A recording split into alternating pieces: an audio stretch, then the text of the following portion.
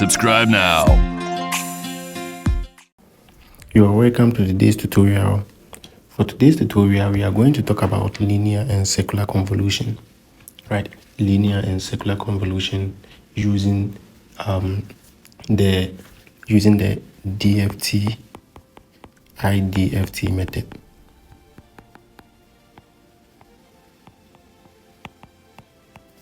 They are using DFT and IDFT method. So the normal linear convolution that we know, that we did some learning on it in signals and system, is the convolution which involve x of n being convolved with h of n, and then the output is y of n, of which y of n is equal to h of n convolution of x of n, where the y of n is equal to the summation of k equal to negative infinity to infinity of x of k, h of n minus k. This is the regular convolution that we know, and we also know the matrix method, of which we have something like this. We have n here, we have h here, and then we have the h component. If it's the sequence is 0, 1, 2, 3 is here, sequence is 0, 1, 4, 6 is here, and then we do the matrix method, and when we are done, we make sure that they are in line with the diagonal form. We add the lines in the diagonal form, and then we get the final sequence.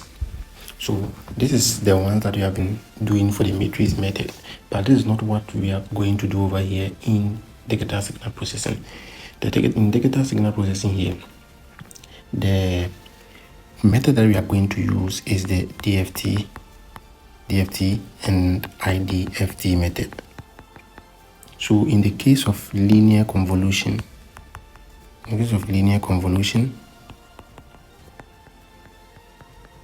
this is the block diagram that we are going to do. So this is one input x of n. The one input x of n will go into a zero pattern, right? A zero pattern will go into a zero pattern, and then it goes into, we find the DFT of that x of n. The same thing applies to h of n. It also goes into a zero pattern, right? A zero pattern. Let me write a pattern here, and then you also find the DFT of it. DFT. When you are done, this is where we get the output. So now our output is x of k, and then h of k. So now that we have h of k, as we said, convolution in time domain is equal to multiplication in frequency domain. So here we need to multiply the signal together, and then we get an output of what? Y of k. So when we get the output of I of k, when we want y of n, we need to find the IDFT, and then the final answer is going to get us our y of n. So this is the block diagram for a linear convolution. For the circular convolution, there is no need for a zero pattern. So you find your DFT straight away, and then you do another one here. You find your DFT straight away here. So here it's h of n, and here it's also x of what? N. And from there, you get your output x of k, and I also get an output here, h of k. And as we said, convolution in time domain is equal to multiplication in frequency domain. We do this, we multiply the signal, and then we come out to get our what? Our y of k. When we get our y of k, we need to get our IDFT. So since we want to get our IDFT, the final result is going to give us what? Y of n. So this is also a frequency in a circular convolution. Performing circular convolution, the block diagram using DFT-IDFT method.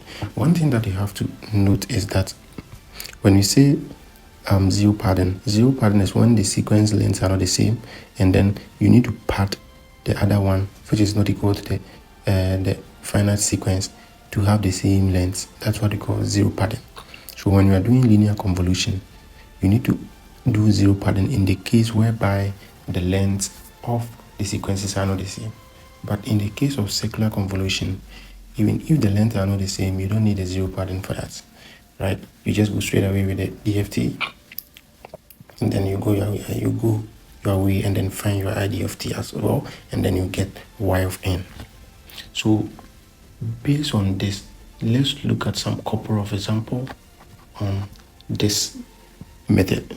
So example one, compute the circular convolution of the sequence x of n equal to 2, 1, 2, 1, and then h of n equal to 1, 2, 3, 4 using the DFT-IDFT method. This is a question at hand. So now let's try and solve this question. So using the DFT-IDFT method, our y of n is equal to the DFT of x of what? N, and also a DFT of what? Multiplied by DFT of what? H of what? N. And then when we are done, we have to inverse it back. You get me? You have to inverse it back. So what we can do is that we are going to do them step by step. So based on the method that we have learned, the easiest way that we can find ourselves around this question is to use the trade-off factor method or the linear transformation method to compute everything, right? When we use direct computation, it's going to take us a lot of time because we are going to compute two DFTs here and then also an inverse DFT. So as I showed you earlier in my previous video, the trade-off factor aspect is we can write it without even thinking about it. And then that one, it's 1, 1, 1, 1, 1, 1, 1, J, J, J, J. And because this one, it's 4 DFT, the negative goes here, and the rest are negative 1, negative 1, negative 1, negative 1, and then 1 comes to the middle. Now the sequence are 4, so we have x of 0, x of 1, x of 2, and then x of 3. The output n is equal to, now the input that we need to multiply to is, since we are doing for x of n, we need to multiply by x of n, which is 2, 1, 2, 1. When we do this, the answer that we are going to get over here is going to give us, going here, 2 plus 1 plus 2 plus 1, right? Because 1 times 2 here is 2, 1 times 1 here is 1, 1 times 2 here is 2, 1 times 1 is 1. That's how come I got this.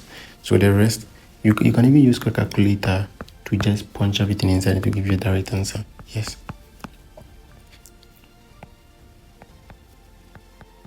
So now this is what we are getting for the final answer, and then the final answer is going to give us 6, 0, 2, 0. Right?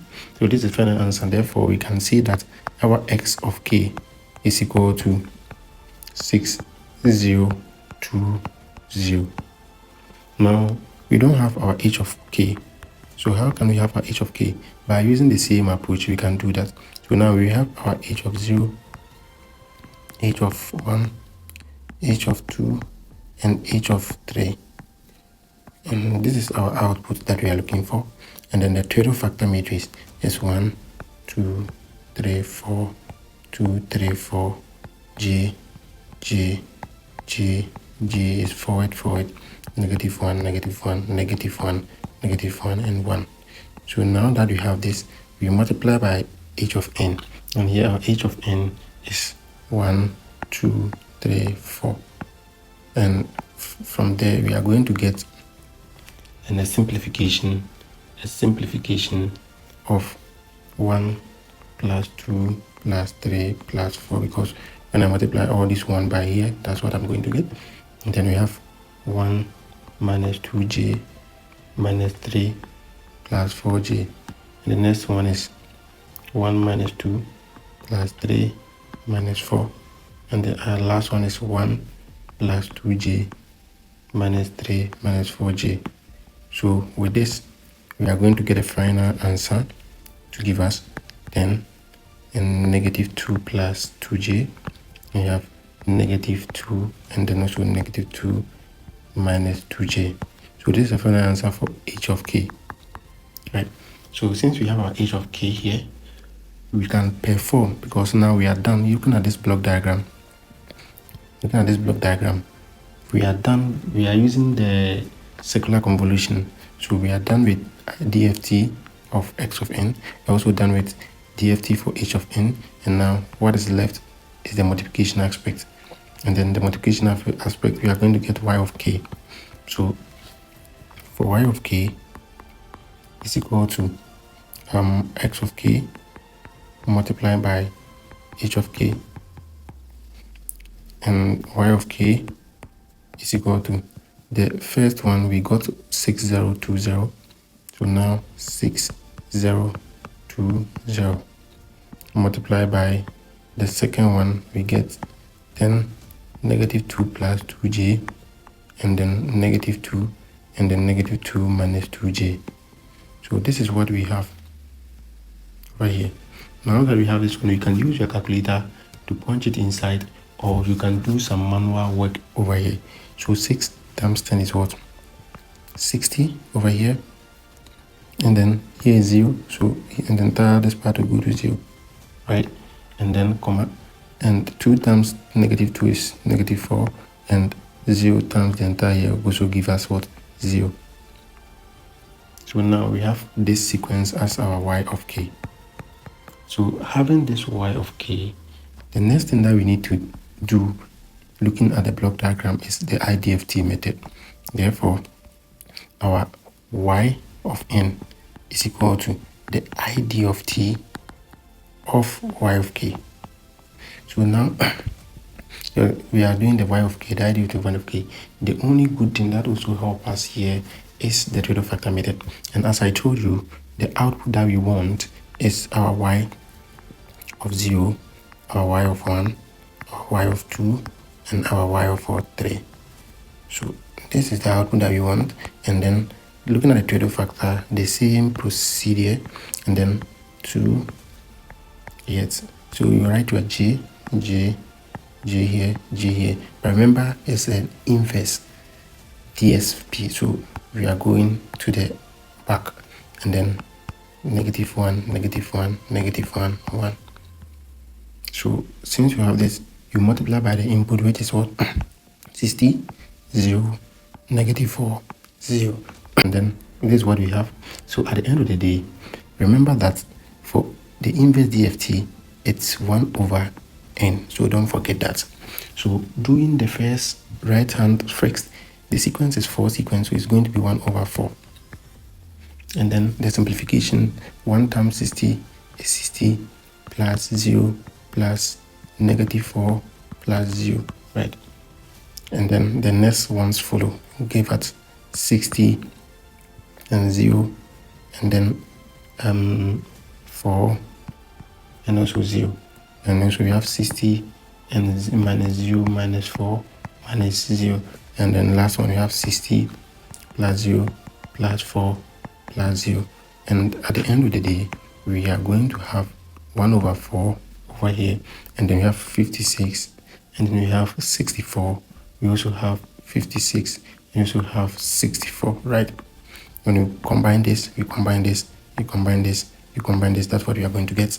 And then when we are done, we divide all of them by 4, and then at the end of the day, we are going to get 14. 56 divided by 4 is 14, and then 64 divided by 4 is 16, and then 56 divided by 4 is another 14, and then 64 divided by 4 is another 16. And therefore we will see that the circular convolution of the sequence x of n and h of n using the DFT-IDFT method is equal to 14 16, 14, 16. So this is example for the linear circular convolution method using the DFT-IDFT method. In my next tutorial, we are going to solve another example of which we are going to use the linear convolution, or we are going to find the linear convolution using DFT and the IDFT method. They are not different, it is the same. So thank you for watching and see you in my next tutorial.